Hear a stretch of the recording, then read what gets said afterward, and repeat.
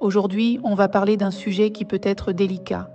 Est-ce qu'il faut garder ses projets confidentiels ou les partager avec le monde entier? Dans un hadith, le prophète, que la paix et les bénédictions soient sur lui, a enseigné l'importance de garder la discrétion pour atteindre nos objectifs. En gardant nos projets confidentiels, nous nous donnons un avantage pour les concrétiser. Ce hadith est souvent interprété comme une indication selon laquelle il est préférable de garder nos projets secrets afin de ne pas attirer le mauvais œil. Dans cette vidéo, j'aborderai une autre perspective de ce hadith. En réalité, il existe plusieurs raisons pour lesquelles il peut être judicieux de ne pas divulguer nos projets avant de les réaliser. En gardant nos projets confidentiels, nous préservons notre énergie et notre concentration de différentes manières.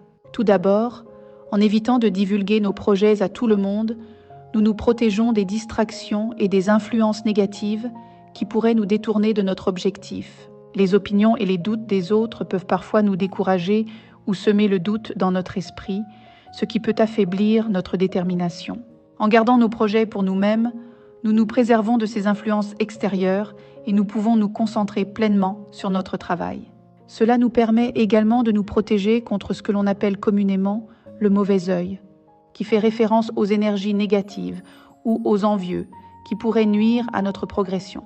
En gardant nos projets confidentiels, nous nous protégeons de ces influences néfastes et nous nous donnons les meilleures chances de réussir. Quand on partage ses projets avec les autres, on s'expose aux opinions et aux doutes des autres. Cela peut nous décourager ou semer le doute dans notre esprit, ce qui peut affaiblir notre détermination.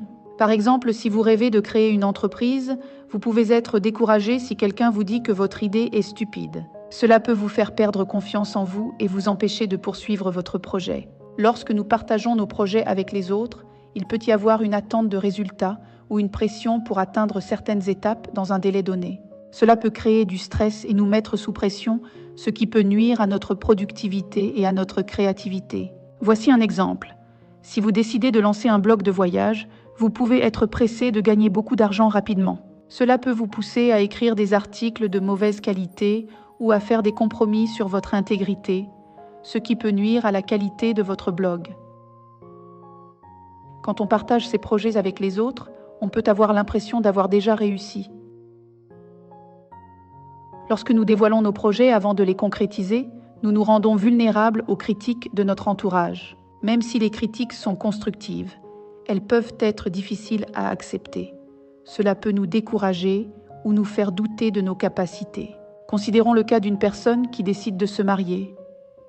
Si cette personne partage ses plans de mariage sur les réseaux sociaux, elle peut être exposée à des opinions et des doutes qui peuvent nuire à sa motivation et à sa concentration, car les critiques ou les commentaires négatifs peuvent pousser l'un ou l'autre des partenaires à remettre en question sa décision de se marier.